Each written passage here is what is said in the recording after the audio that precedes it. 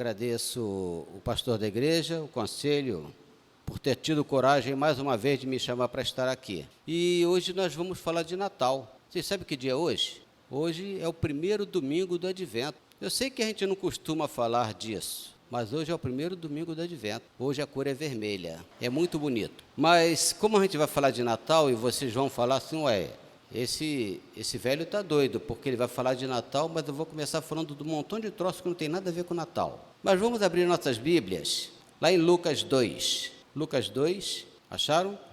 Lucas 2, de 10 a 14.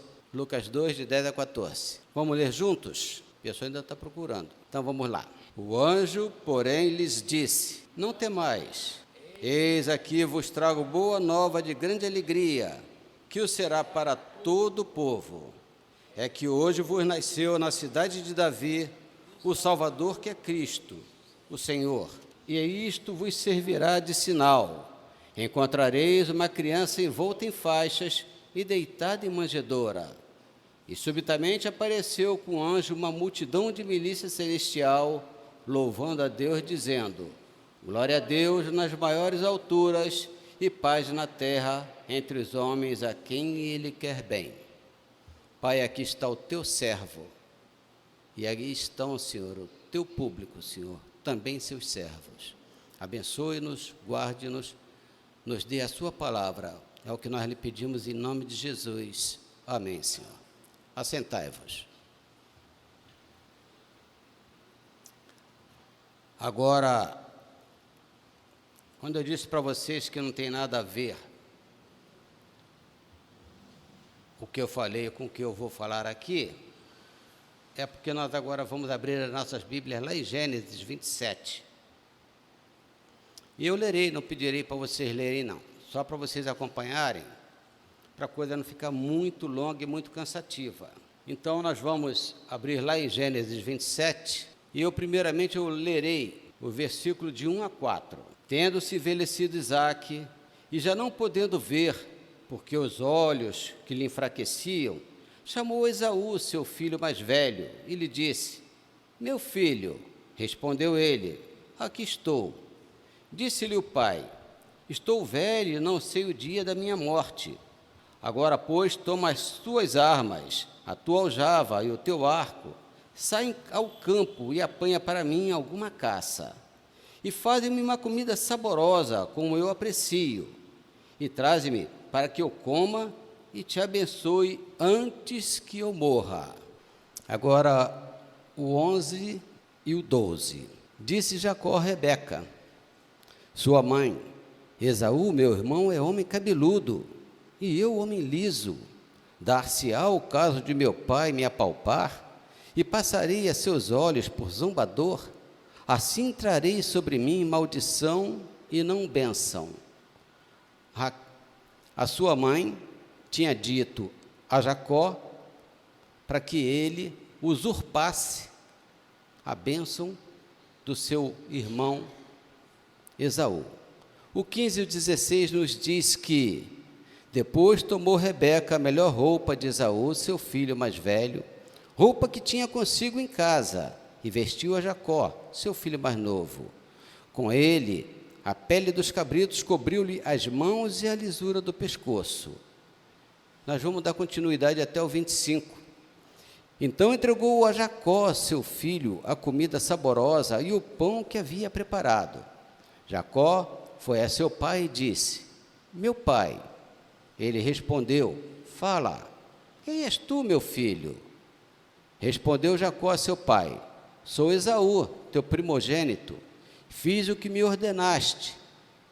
Levanta-te, pois, assenta-te e come da minha caça, para que me abençoes. Disse Isaque a seu filho: como é isso que pudeste achar tão depressa, meu filho?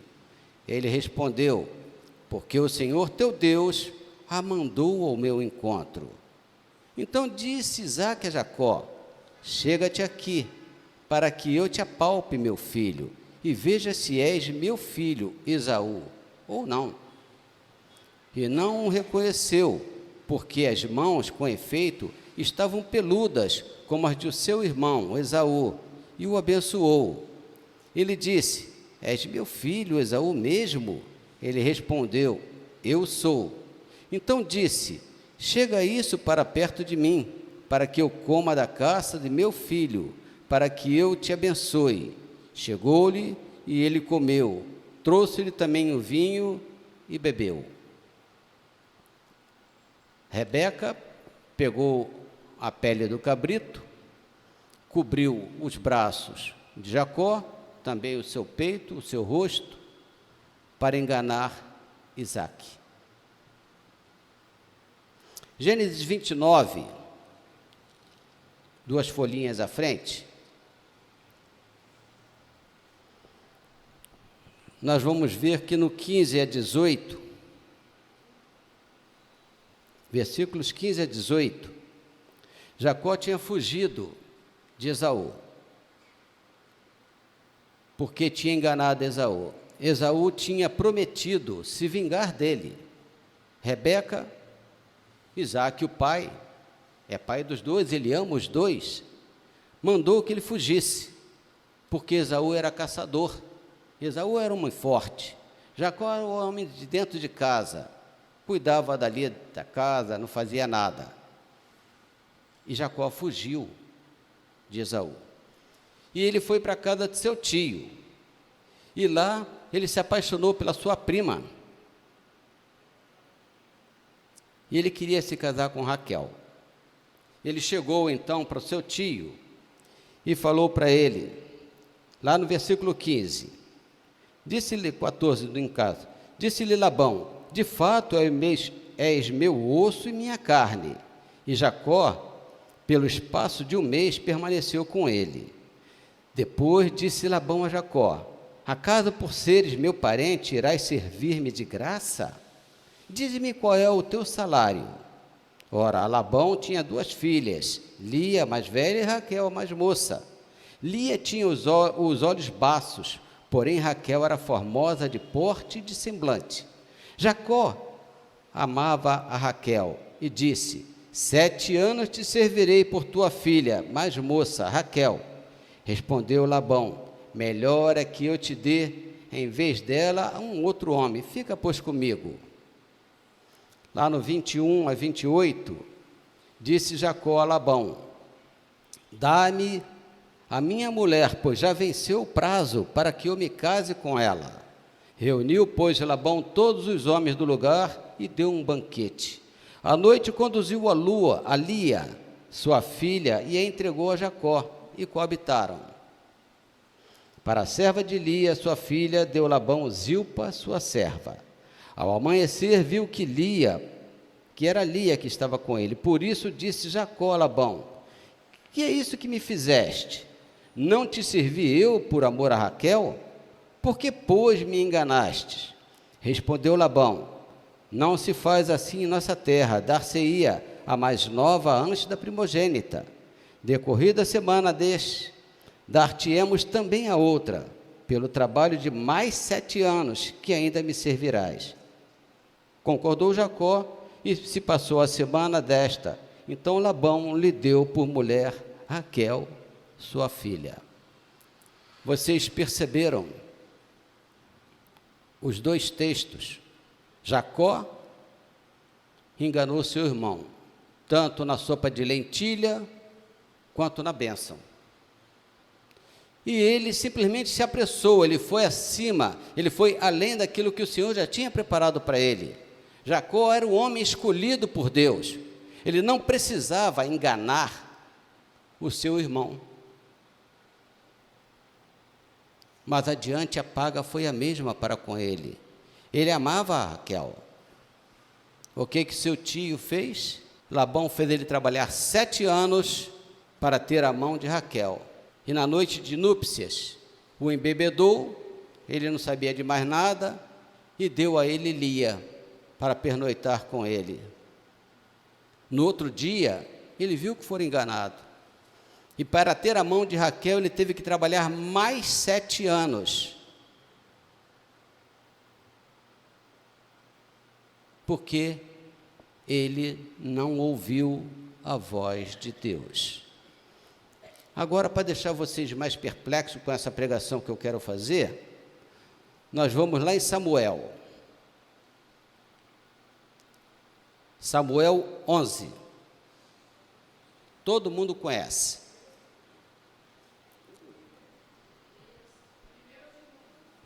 Segunda Samuel 11.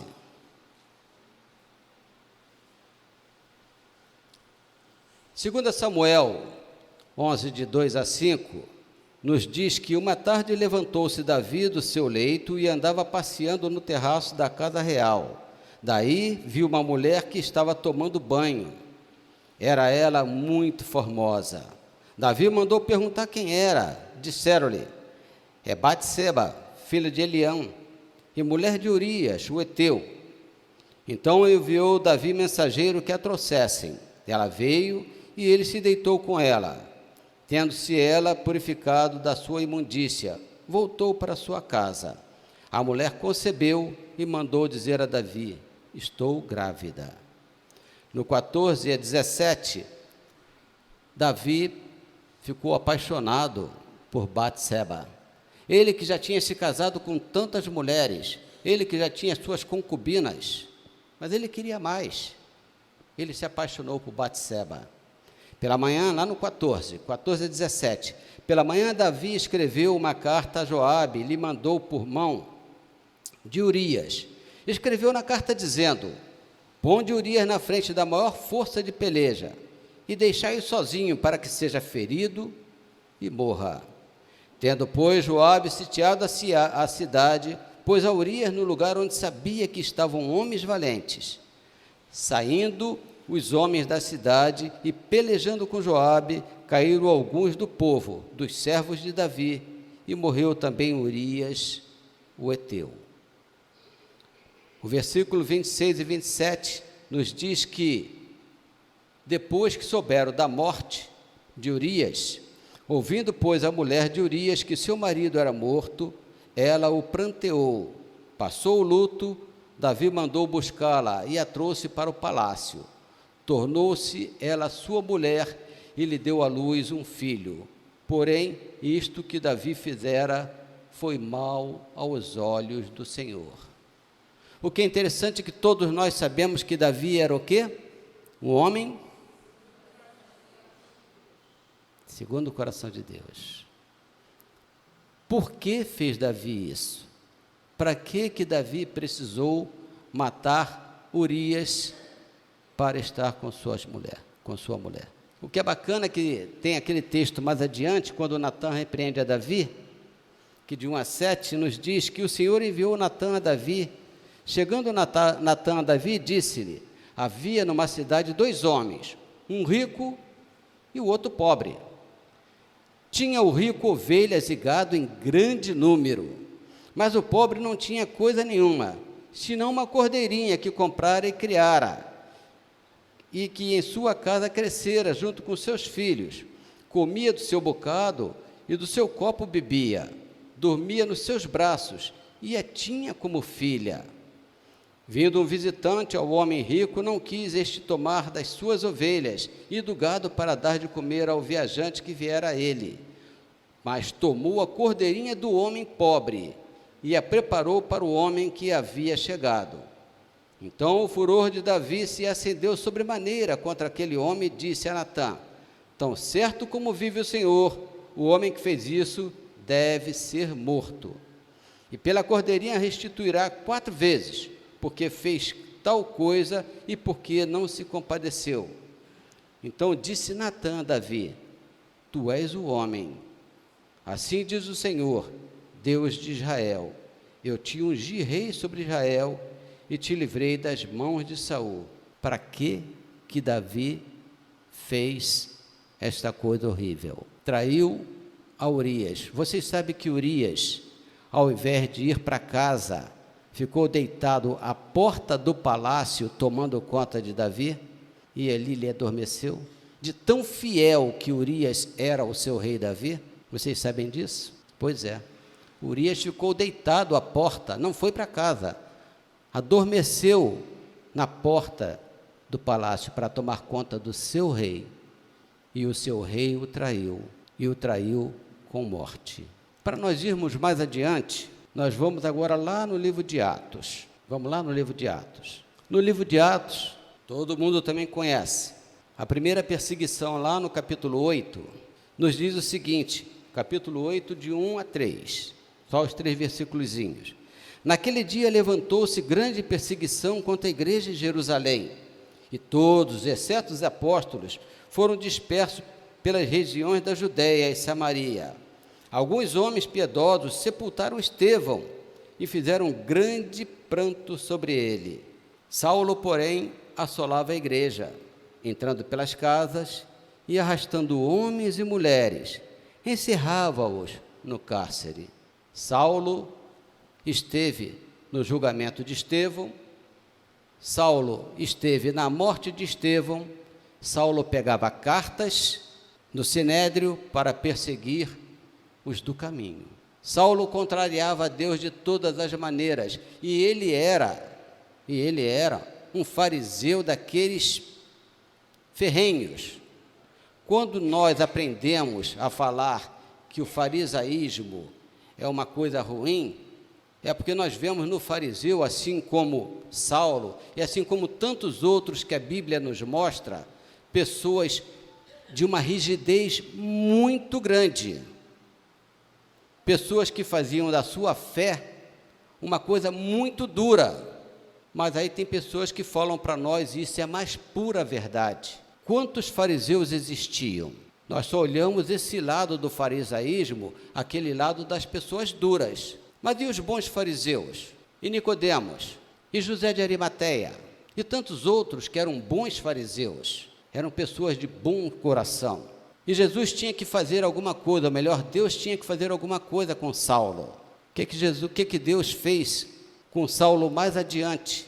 Lá no versículo capítulo 9 em diante, diz que Saulo, respirando ainda ameaças à morte contra os discípulos do Senhor, dirigiu-se ao sumo sacerdote. Ele pediu cartas para as sinagogas de Damasco, a fim de que, caso achasse alguns que eram do caminho, assim homens como mulheres, os levasse presos para Jerusalém. Seguindo ele estrada fora, ao aproximar-se de Damasco, subitamente, uma luz do céu brilhou ao seu redor.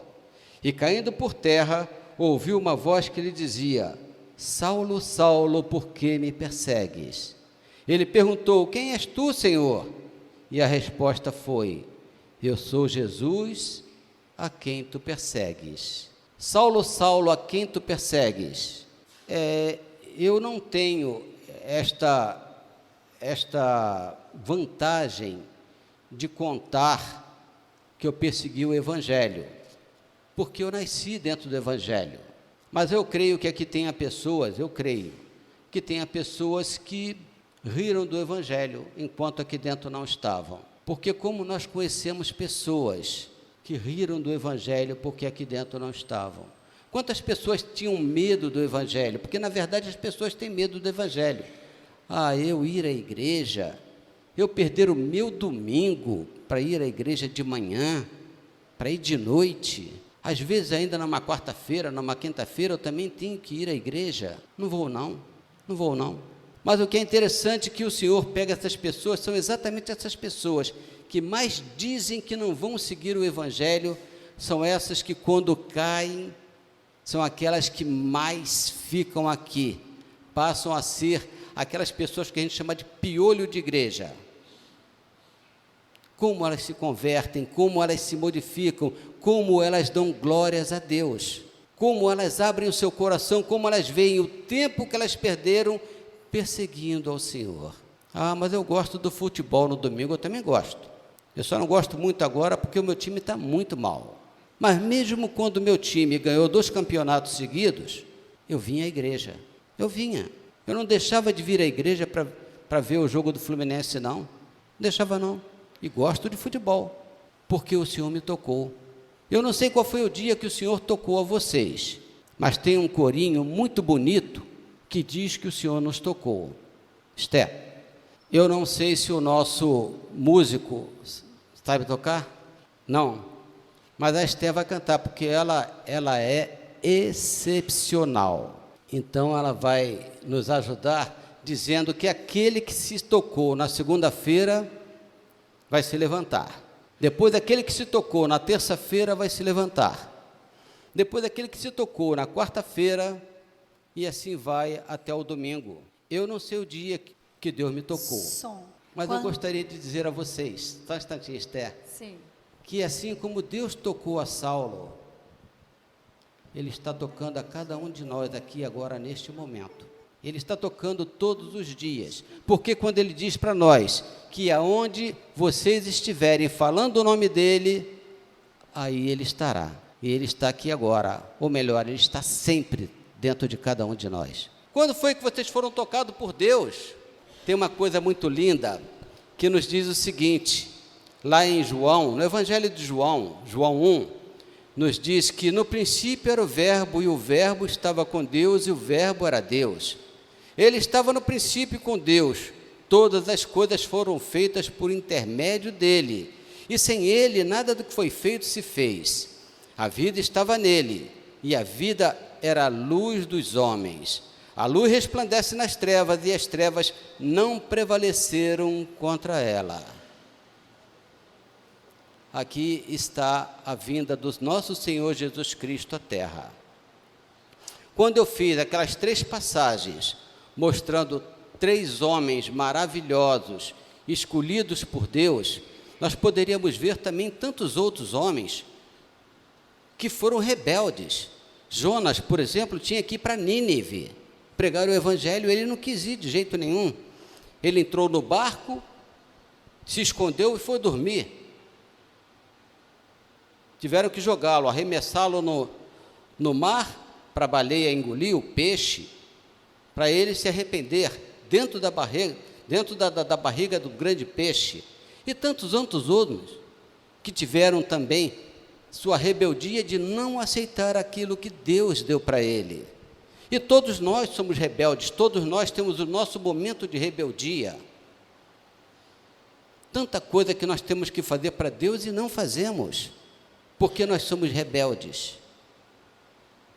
Tem uma programação na igreja hoje, uma programação que você pode não achar nada importante, mas para Deus é muito importante que você vá naquele dia, naquela hora, na igreja. E você foi convidado, você foi convocado para estar na igreja. Mas você está falando, hoje eu não quero ir não. Hoje eu vou, não sei, eu vou na casa do meu irmão, vou na casa de um colega, hoje eu não quero ir. Mas você sabe que você foi convocado. E você não vai.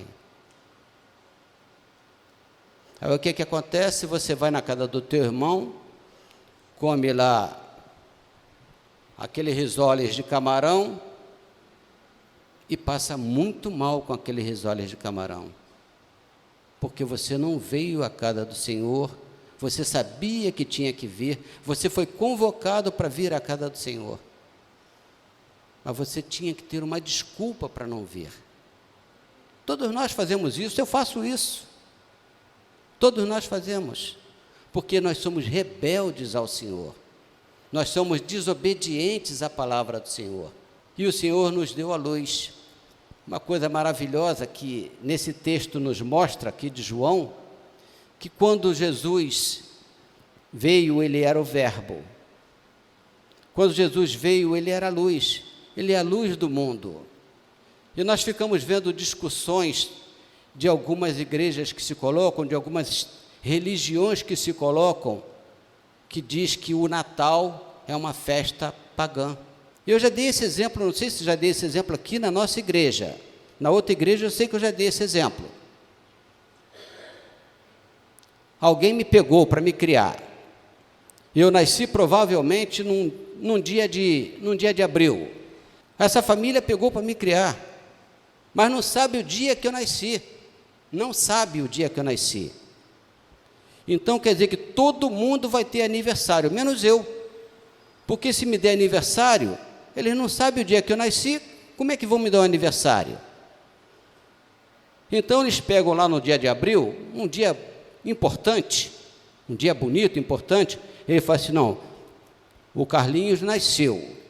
Vamos dar o aniversário dele nesse dia de abril, 15 de abril, porque a gente não sabe o dia que ele nasceu, o orfanato não sabe o dia que ele nasceu, ninguém sabe.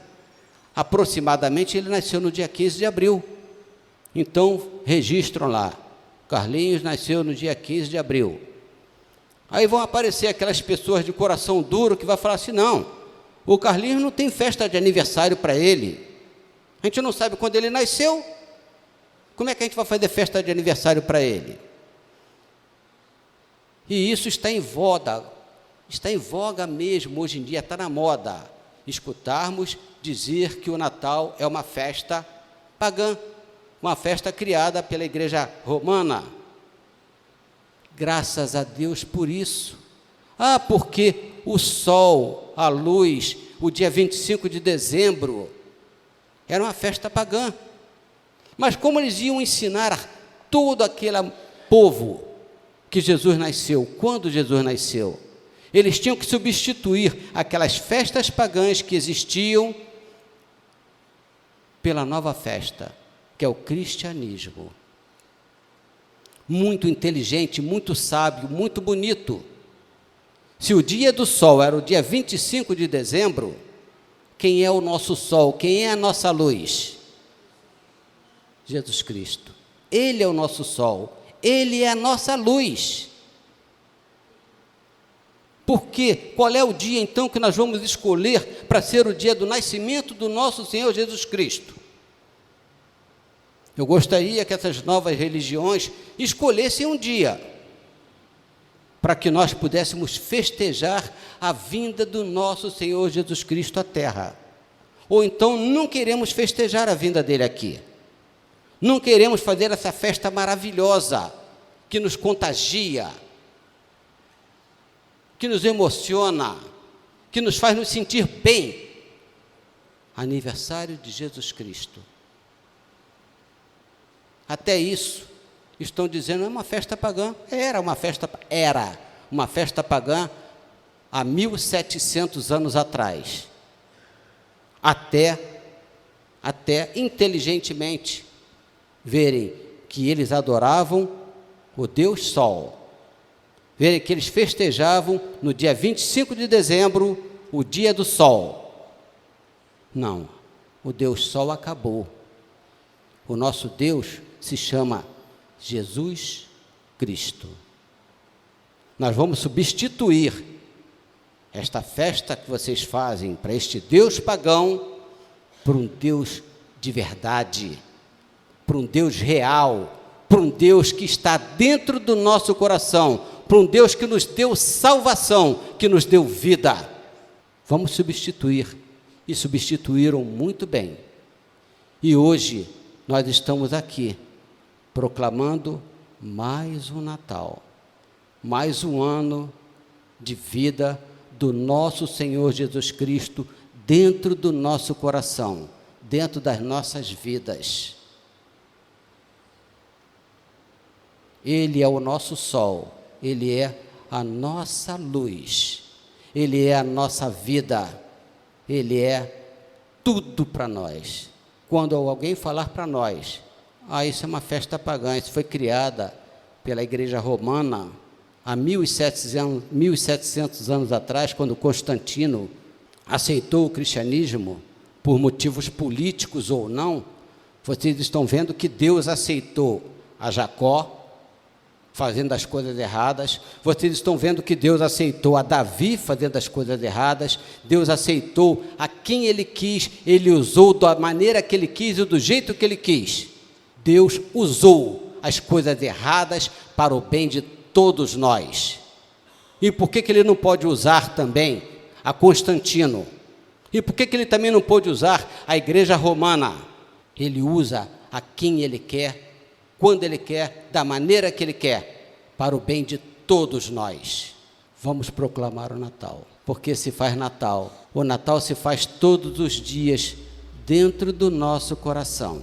É Natal que nós todos possamos ter um pouco de Jacó dentro de nós, de Davi, de Jonas, de tantos outros profetas, de tantas outras pessoas usadas por Deus, Porque nós somos todos iguais, todos nós, todos que passaram, todos que estão aqui e todos que hão de vir.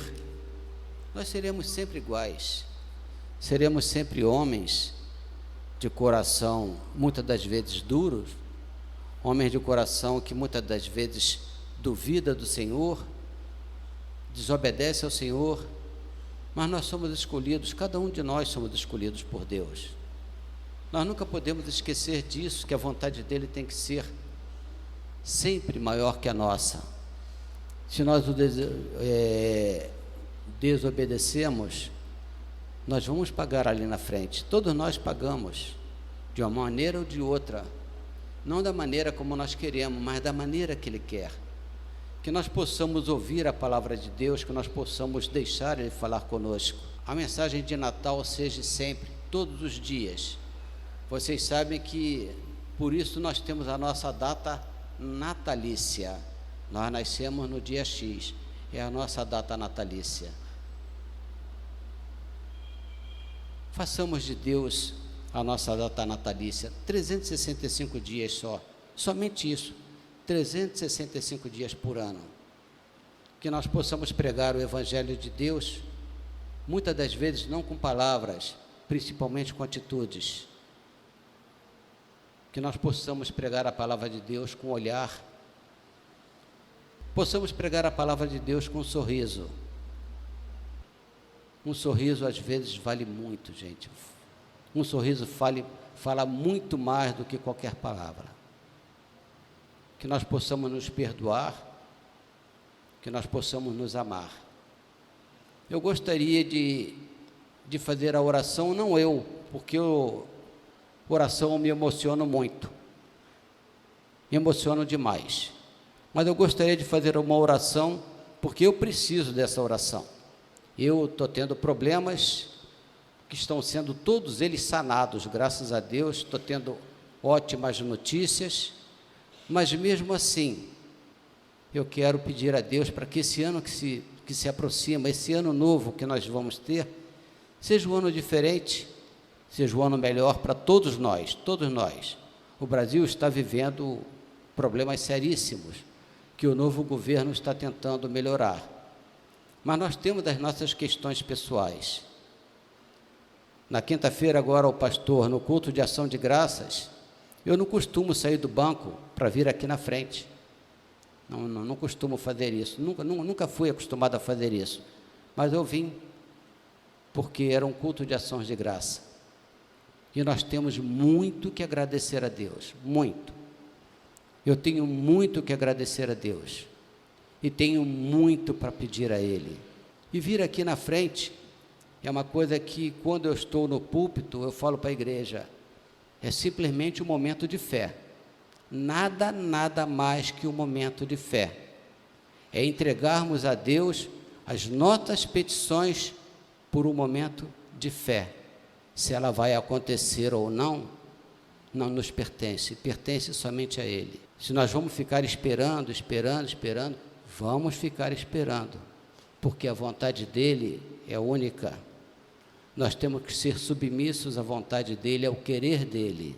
E eu agora vou me prontificar, vou chamar minha esposa, porque nós sabemos dos nossos motivos, me colocarei ali e vou pedir ao Peixoto para que ele faça uma oração para todos nós, para todos aqueles que quiserem colocar aqui por ações de graças ou não, mas por um momento de fé, não porque Deus vai fazer, que Ele faz o que Ele quer, a hora que Ele quer e quando Ele quer, mas Ele quer que nós venhamos a pedir, Ele quer que nós venhamos a colocar os nossos corações diante dEle, Ele quer que nós nos ajoelhemos diante dEle e peçamos a Ele aquilo que está nos afligindo, e eu me colocarei ali agora.